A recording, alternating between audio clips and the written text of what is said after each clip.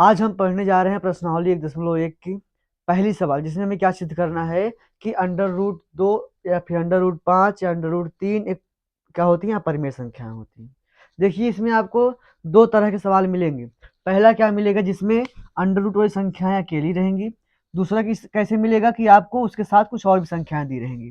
तो दोनों को करने का तरीका अलग अलग है। पहले हम कौन सा सीखेंगे, जिसमें अंडर रूट अकेले रहते हैं।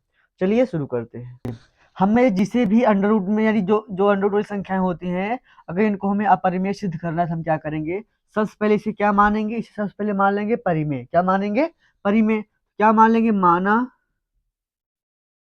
अंडर रूट 5 एक परिमेय संख्या है। अंडर रूट 5 क्या है, एक परिमेय संख्या है। अब पहले ये समझिए, अगर कोई भी परिमेय संख्या है, परिमेय संख्या मतलब जिसको हम p/q के रूप में लिख सकते हैं। अगर अंडर रूट 5 एक परिमेय संख्या है तो हम इसे क्या लिख सकते हैं, इसे हम लिख सकते हैं अंडर रूट 5 बराबर p/q। क्या लिख देंगे, अंडर रूट 5 बराबर p/q। लेकिन इसमें हमारी एक शर्त होती है, क्या, जहां जो ये हमारा p और q है, p तथा q, ये क्या है, ये सह अभाज्य संख्याएं हैं। क्या है ये, सहअभाज्य संख्याएं। फिर सहअभाज्य क्या होता है, जैसे मान लीजिए दो संख्याएं दिया है, पहला दिया है हमारा 2, दूसरे का दिया है 3, या फिर दिया हुआ है मान लीजिए 6 और दिया हुआ है 4। अगर आप ध्यान दीजिए तो जो ये 2 और 3 है, मतलब लिखा हुआ है 2/3, तो कोई भी ऐसी संख्या नहीं है, एक के अलावा कोई भी ऐसी संख्या नहीं है जो 2 और 3 को क्या कर सके, साथ में काट सके। जबकि 6 और 4 में अगर हम बात करें, अगर लिखा हुआ है हमारा 4/6, तो ये भी दोष कटेगा, ये भी दोष कटेगा। कहने का मतलब ये संख्याएं दोष दोनों कट रही हैं। तो ऐसी संख्याएं जिनको एक के अलावा कोई भी साथ ना काट सके, उसे क्या कहते हैं, उसे कहते हैं सहअभाज्य संख्याएं। कहने का मतलब जो p और q है, ये क्या है, ऐसी संख्याएं हैं जिनको कोई भी संख्या साथ में नहीं काट सकती। हमें बस यही सिद्ध करके दिखा देना है कि कोई एक संख्या है जो p और q को साथ में काट रही है, हमारा काम हो जाएगा। तो हम क्या करते हैं, सबसे पहले क्या करेंगे, जो ये हमारा अंडर रूट 5 है, इसको हम क्या करेंगे, 5 यानी कि अंडर रूट इसका हटाएंगे। अंडर रूट हटाने के लिए क्या करना पड़ता है, हमको अंडर रूट हटाने के लिए वर्ग करना पड़ता है। हम भी क्या करेंगे, दोनों पक्षों का वर्ग कर देंगे। क्या लिख देंगे, दोनों पक्षों का वर्ग करने पर, दोनों पक्षों का वर्ग करने पर, जब दोनों पक्षों का वर्ग हो तो क्या हो जाएगा, अंडर रूट 5 का स्क्वायर बराबर p/q का स्क्वायर। ध्यान दीजिए, जब भी किसी भी अंडर रूट वाली संख्या का वर्ग होता है, तो हमेशा जो अंडर रूट के अंदर रहता है यही संख्या बचती है। ये वर्ग और वर्गमूल एक दूसरे क्या करते हैं, काट देते हैं। तो ये क्या आ गया हमारा 5। तो हम यहाँ क्या लिख देंगे, 5। अच्छा, ये हटता कैसे है, ये समझिए। जैसे मान लीजिए लिखा हुआ है अंडर रूट 5, अब इसका हम वर्ग कर रहे हैं, क्या होगा, अंडर रूट 5 का वर्ग मतलब 5 का वर्ग यानी 25 हो जाएगा। अब जब 25 का फिर से वर्गमूल लेंगे, क्या आ जाता है हमारा 5। तो इस तरीके से ये क्या हो जाता है हमारा फिर से वही संख्या। तो आप यहाँ पे क्या कीजिए, सूत्र लिख लीजिए, क्या, अंडर रूट a का वर्ग बराबर केवल क्या, a। चलिए, फिर हम देखेंगे यहाँ पर, जब p का वर्ग होगा तो क्या हो जाएगा, p स्क्वायर बटे, जब q का वर्ग होगा तो क्या हो जाएगा, q स्क्वायर। अब हम क्या करते हैं, बराबर उधर केवल एक को छोड़ेंगे, बाकी इधर भेज देंगे। क्या हो जाएगा हमारा, p स्क्वायर बराबर में 5q स्क्वायर। क्या बन गया, 5q स्क्वायर। अब ध्यान समझिए, जो ये 5q स्क्वायर है, अगर हम पूरे नीचे 5 लिख दे तो 5 5 हमारा कट जाएगा। इसका मतलब जो ये पूरी संख्या है, इस पूरी संख्या को 5 क्या कर रहा है, काट रहा है। अगर 5 इसे काट रहा है तो क्या करेगा, ये 5 क्यू को भी काटेगा। क्यों, क्योंकि ये दो संख्याएं बराबर है। अब ये क्या बात हुआ कि अगर इसको काट रहा है इसको भी काटेगा। यहाँ समझिए, जैसे लिखा हुआ है 2 × 3 = 6, कभी भी इसको 2 × 3 = 7 नहीं लिखेंगे, हमेशा क्या लिखेंगे, 6। क्यों, क्योंकि ये जो होता है इन दोनों क्या है, गुणनफल। उसी हिसाब से जो ये पी स्क्वायर हमारा आया है, ये क्या है, 5 और क्यू स्क्वायर क्या है, गुणनफल है। अगर इसमें ध्यान दीजिएगा, ये 2 से कट रही है संख्या, तो ये भी क्या होगी, हमारा 2 से कटेगा, ये निश्चित है। तो क्या हुआ, हम यहाँ क्या लिखेंगे, क्योंकि 5q² 5 से भाज्य है, इसलिए क्यू स्क्वायर यानी पी स्क्वायर भी क्या होगा, हमारा 5 से भाज्य होगा। चलिए क्या लिखेंगे, क्योंकि कौन, 5q² किससे, 5 से भाज्य है, क्योंकि 5q² 5 से भाज्य है। अगर 5q² 5 से भाज्य है तो पी स्क्वायर भी क्या होगा, हमारा 5 से भाज्य होगा। तो हम भी क्या लिख देंगे, इसलिए पी स्क्वायर भी 5 से भाज्य होगा। अब एक बात समझिए, जब किसी का वर्ग अगर की संख्या से भाज्य है तो वो संख्या खुद भी भाज्य होती है। मतलब जैसे मान लीजिए लिखा हुआ है 12 का वर्ग कितना होता है 144। अब अगर आप ध्यान दो जो ये 144 है ये क्या है 12 का वर्ग है। अगर ये 2 से कटेगा तो 12 भी 2 से कटेगा, अगर ये 3 से कटेगा तो ये भी 3 से कटेगा, अगर ये 4 से कट रहा है तो ये भी 4 से कटेगा। लेकिन यहाँ एक बात ध्यान रखना क्या कि जो काटने वाली संख्या ये 12 से बड़ी ना हो बस। तो इसका मतलब अगर किसी संख्या का वर्ग किसी संख्या से कट रहा है तो वो संख्या खुद भी कटती है। तो हम क्या लिख देंगे, अतः पी भी 2 से क्या होगा, भाज्य होगा। तो उम्मीद करते हैं आपको यहाँ तक समझ में आ गया होगा। अब हम क्या देखेंगे, अब हम क्या करेंगे, अब हम पी को तो दिखा दिए, हाँ पी हमारा क्या है 5 से भाज्य, पी हमारा क्या है 5 से भाज्य है। अब हमें क्या करना है, हमें दिखाना है क्यू जो है हमारा ये यानी जो हमारा क्यू है ये भी क्या है 5 से भाज्य है। तो हम जो माने से पहले वो बात गलत साबित हो जाएगी, इसका मतलब फिर ये क्या बन जाएगी, अपरिमेय संख्या बन जाएगी। चलिए हम क्या मानेंगे, माना, अच्छा मानना क्या है हमको, हम जो सिद्ध कर यानी हम क्या कर दिए दिखा दिए कि पी हमारा 5 से भाज्य है। तो अब हमें पी की कोई आवश्यकता है नहीं, तो हम क्या करेंगे पी को हटाएंगे, क्या करेंगे अब यहाँ मानेंगे, क्या मानेंगे, जो ये हमारा देखिए कौन कट चुका है, हमारा पी कट चुका है, मतलब अब हमें पी की कोई आवश्यकता नहीं है। तो हम क्या करेंगे, मान लेंगे माना पी बराबर क्या मानेंगे, ये पी कटा किससे है, ये 5 से कटा, यहाँ 5 मान लेंगे और साथ में कोई एक चर मतलब ए बी सी डी कुछ भी ले सकते हैं, बस क्या छोड़कर पी और क्यू को छोड़कर। हम यहाँ क्या मान लेते हैं, ए, क्या मान लिए ए। पी बराबर क्या हो गया 5a। तो अब हम यहाँ क्या करते हैं 5q स्क्वायर बराबर, जहां पी है यहाँ के क्या लिख देते हैं, यहाँ लिख देते हैं 5a पूरे का होल स्क्वायर। अब यहाँ पर हम ऐसा क्यों लिखे पूरे का होल स्क्वायर, क्यों, क्योंकि जो ये स्क्वायर था किसके ऊपर था, ये पी के ऊपर, और पी का मान क्या है हमारा, पी का मान आया 5a। और अगर हम 5a के स्थान यानी जहाँ पी यहाँ 5a रखे हैं, पूरे का क्या लगाना पड़ेगा हमें, वर्ग।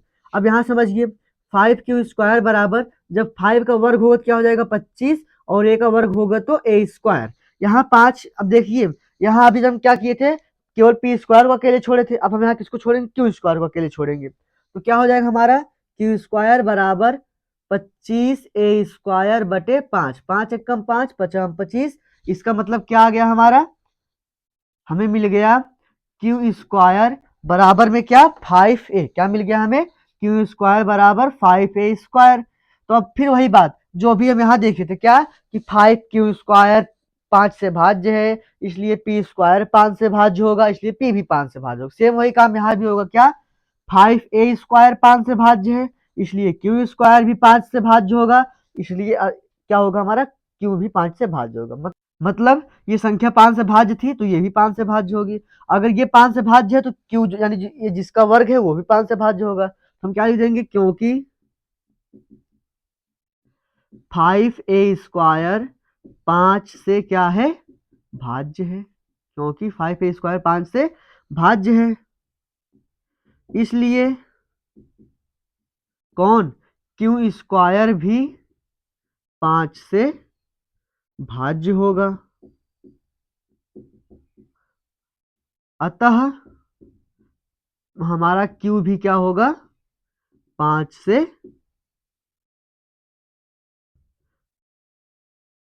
भाज्य होगा। तो उम्मीद करते हैं आपको ये समझ में आ गया होगा। अब यहाँ पर हमें जैसे मान लीजिए अंडर रूट 2 सिद्ध करना है, तो हम क्या करेंगे, जहां हमारा 5 है यहाँ यहाँ हम क्या लिख देंगे 2 लिख देंगे, क्या हो जाएगा हमारा अंडर रूट 2, पहले क्या मानेंगे, माना अंडर रूट 2 एक अपरिमेय संख्या है। फिर जहां पे यहाँ अंडर रूट 5 यहाँ क्या आ जाएगा अंडर रूट 2 आएगा, फिर यहाँ अंडर रूट 2 का स्क्वायर होगा तो अंडर रूट 2 का स्क्वायर क्या आएगा हमारा 2 आएगा। फिर यहाँ क्यू स्क्वायर यहाँ क्या बन जाएगा, ये हमारा 2q स्क्वायर बराबर पी स्क्वायर। फिर क्या लिखेंगे, क्योंकि 2q स्क्वायर 2 से भाज्य है, इसलिए पी स्क्वायर भी 2 से भाज्य होगा, अतः पी भी हमारा 2 से भाज्य होगा। फिर हम क्या करेंगे, इस बार किसको मानेंगे, मानना हमको पी को ही है, लेकिन यहाँ जहाँ 5 से यहाँ क्या आ जाएगा फिर 2, क्यों, क्योंकि इस बार वो किससे भाज्य होगा 2 से भाज्य होगा। जब यहाँ हो जाएगा पी बराबर 2a, तो क्या हो जाएगा यहाँ 2a का स्क्वायर क्या हो जाएगा 4, यहाँ पर 2 हमारा मल्टीप्लाई में रहेगा, जहाँ बटे में आएगा 4 को 2 से यानी 4 जो 4 को 2 काटेगा तो क्या बचेगा हमारा क्यू स्क्वायर बराबर 2a स्क्वायर। फिर क्या लिखेंगे, क्योंकि 2a स्क्वायर 2 से यानी 2 से भाज्य है, इसलिए क्यू स्क्वायर भी 2 से भाज्य होगा, अतः हमारा क्यू भी 2 से भाज्य होगा। तो इस तरीके से ये सवाल होती है जो जिसमें क्या होता है अंडर रूट अकेले आता है। अब हम ये सीखेंगे जिसमें अंडर रूट साथ और भी संख्याएं यानी कुछ पूर्ण संख्याएं भी आती है, उनको कैसे किया जाता है। अब हमारा प्रश्नावली 2 की दूसरी सवाल क्या है, सिद्ध कीजिए कि 3 प्लस 2 अंडर रूट 5 एक अपरिमेय संख्या। इसमें अगर आप ध्यान दें तो अंडर रूट साथ साथ कोई पूर्णांक भी आया है, तो इसको हम कैसे करेंगे, सब सेम नियम है, पहले हम इसको क्या मानेंगे, यह है क्या है अपरिमेय संख्या, तो हम क्या मान लेंगे, माना क्या 3 प्लस 2 अंडर रूट 5 यानी 3 प्लस 2 अंडर रूट 5 एक परिमेय संख्या है, एक परिमेय संख्या है। अब ये परिमेय संख्या है,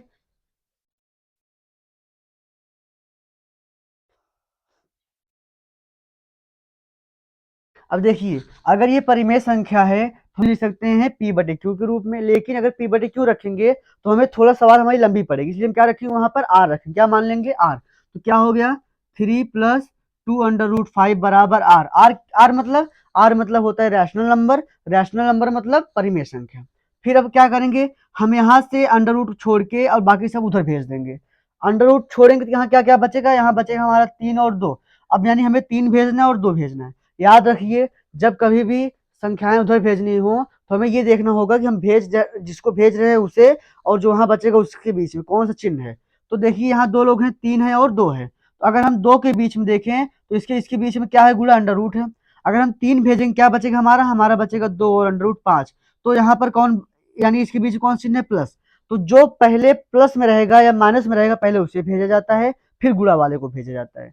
क्यों, क्योंकि जिसमें गुणा होता है मतलब ये पूरा पद क्या है, एक है, और जिसमें प्लस आ गया मतलब ये पद क्या हो गया, अलग। तो जो पहले अलग है पहले उसे भेजते हैं। तो इधर 3 जो है प्लस में है, उधर जाएगा तो माइनस बन जाएगा, तो क्या बचेगा हमारा 2 अंडर रूट 5 बराबर में आर माइनस 3। ये जो प्लस है इनके बीच का, ये केवल ये बताएगा कि उधर जाएगा या तो प्लस में जाएगा या तो माइनस में जाएगा। फिर ये सर ये चिन्ह कैसे लगा, ये सर जो ये हमारा चिन्ह है ये कैसे लगता है, ये लगता है इस हिसाब से कि जो हम भेजें इसके आगे चिन्ह कौन सा, इसके आगे कौन सा चिन्ह है, प्लस, उधर जाएगा क्या बन जाएगा, माइनस। तो क्या बन गया उधर माइनस जाके। फिर क्या है हमारा, यहाँ अब हम भेज रहे हैं किसको, 2। जब 2 को भेजेंगे तो क्या बचेगा, यहाँ हमारा बचेगा अंडर रूट 5, क्या बचेगा, अंडर रूट 5 बराबर, अब यहाँ क्या बचेगा, आर माइनस 3। ध्यान दीजिए यहाँ 2 प्लस में है, उधर जाएगा तो माइनस होगा, ऐसा नहीं, इस ऐसा नहीं होगा, क्यों, क्योंकि जब इधर से भेजेंगे तो एक ही चिन्ह बदलेगा, या तो गुणा ही बदलेगा या तो प्लस माइनस ही बदलेगा। तो यहाँ ये ध्यान दीजिए 2 और अंडर रूट 5 के बीच में एक कौन सा चिन्ह है, गुणा का, उधर जाएगा तो बटे में चला यानी भाग में चला जाएगा। एक चिन्ह बदल चुका है, अगला चिन्ह नहीं बदलेगा, इसलिए क्या हो जाएगा, यानी दो हमारा 2 ही रहेगा, प्लस था यहाँ भी प्लस ही रहेगा। तो अब ये हम ध्यान से देखिए, जो अंडर रूट 5 क्या है, ये है एक अपरिमेय संख्या, क्या है, अपरिमेय संख्या। अब हम अपरिमेय पहचानेंगे कैसे, अगर कोई संख्या अंडर रूट के अंदर है और हम उसका वर्गमूल नहीं ले सकते हैं तो संख्या क्या होती है, अपरिमेय होती है। मतलब अंडर रूट 5 क्या है, एक अपरिमेय संख्या है। और ये आर क्या है, आर तो हम परिमेय संख्या माने ही है। 3 हमारा क्या है, पूर्णांक है, पूर्णांक परिमेय संख्या होता ही है। 2 है, ये भी पूर्णांक है, ये भी परिमेय संख्या है। इसका मतलब ये है पूरा, ये क्या है, परिमेय संख्या। सर ये कैसे हुआ, मान लेते हैं हम, ठीक है, आर परिमेय है, 3 परिमेय है, 2 परिमेय है, तो जोड़े घटाए फिर परिमेय कैसे बना। तो याद रखिए अगर 2 परिमेय संख्याओं के बीच में हम प्लस करें, माइनस करें या गुणा करें, हमेशा भाग करें, तो हमेशा क्या आता है, हमारा परिमेय संख्या ही आता है। अब हमारा अगला सवाल क्या है, इसमें हमें क्या सिद्ध करके दिखाना है कि निम्नलिखित संख्याएं, जो संख्याएं यहाँ दी हैं ये क्या है, अपरिमेय है। हमें सेम वही काम करना है जो अभी तक हम पहले कर चुके हैं। क्या करना है, अंडर रूट संख्याओं को इधर छोड़िए, बाकी सब उधर भेजिए, मतलब बराबर एक तरफ अंडर रूट रहना चाहिए, बाकी सब उस तरफ होना चाहिए। तो हम क्या करेंगे, सबसे पहले इसे क्या मानेंगे, परिमेय संख्या। तो माना 1/√2 क्या है, एक परिमेय संख्या है। हम क्या मान लिए, अंडर रूट 2 क्या है, एक परिमेय संख्या है। तो क्या हो जाएगा, 1/√2 बराबर में क्या हमारा बचेगा, आर। याद रखिएगा आप यहाँ पे आर यानी पी बटे क्यू मत मानिए, क्या मानिए, आर। क्यों, क्योंकि अगर एक पी बटे क्यू मानेंगे तो हमें थोड़ा गुणा भाग जोड़ घटाना करना पड़ेगा, जो हमें लंबा पड़ेगा।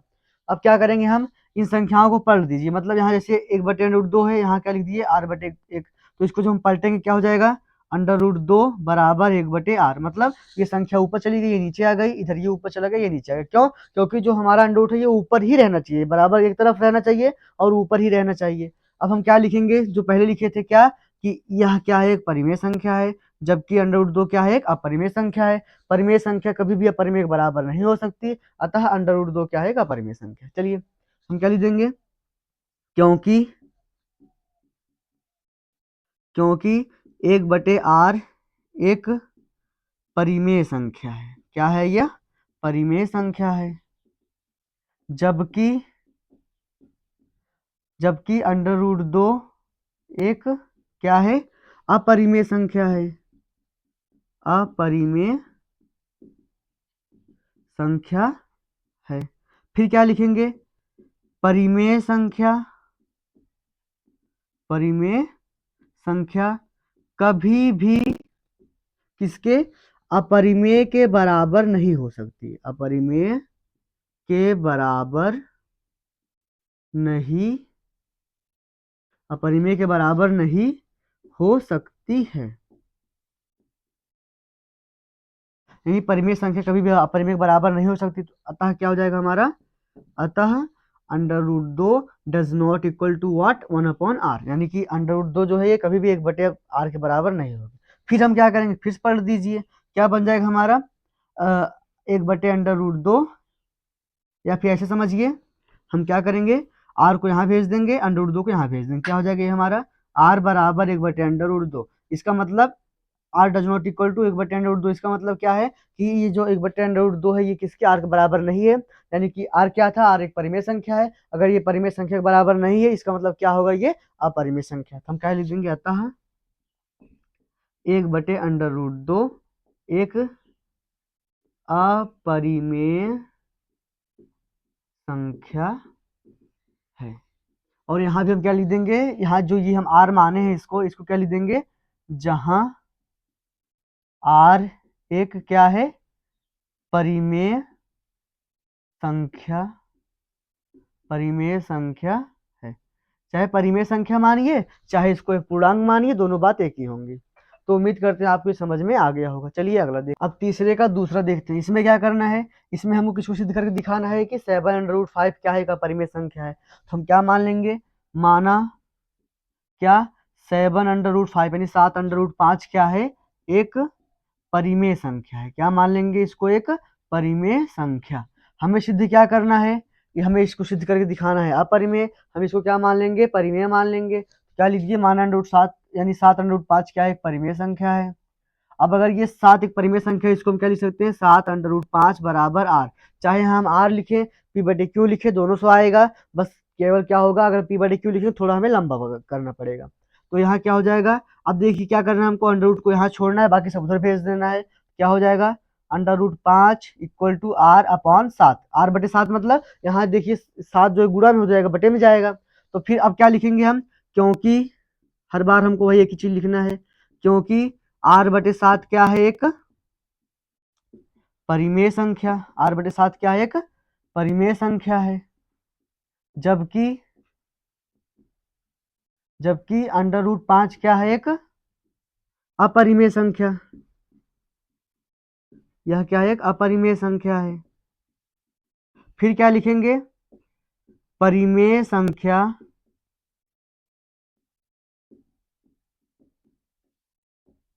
कभी भी अपरिमेय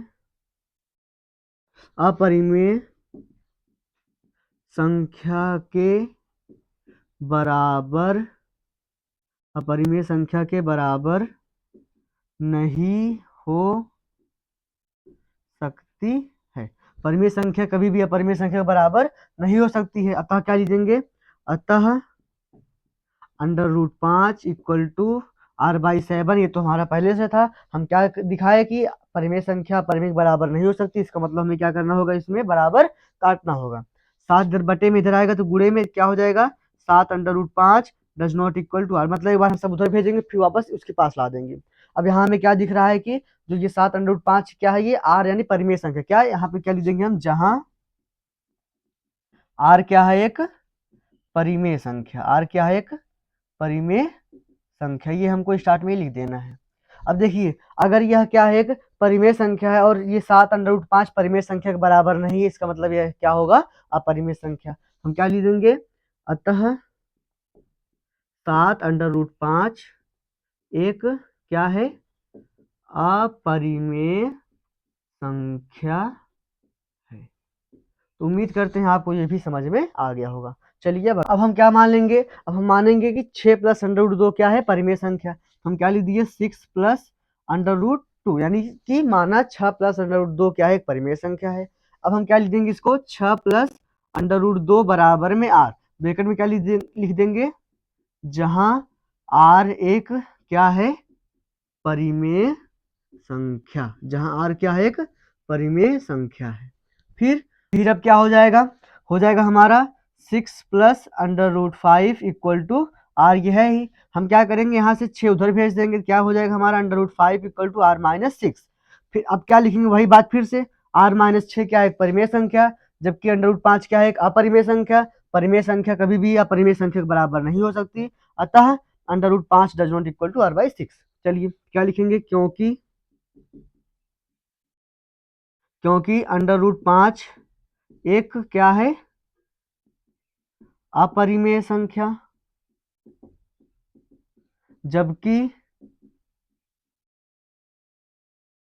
जबकि आर माइनस 6 एक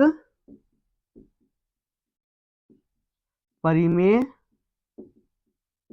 संख्या है। फिर क्या लिखेंगे, परिमेय संख्या कभी भी किसके, अपरिमेय के बराबर नहीं होती है। क्या लिख देंगे, अपरिमेय के बराबर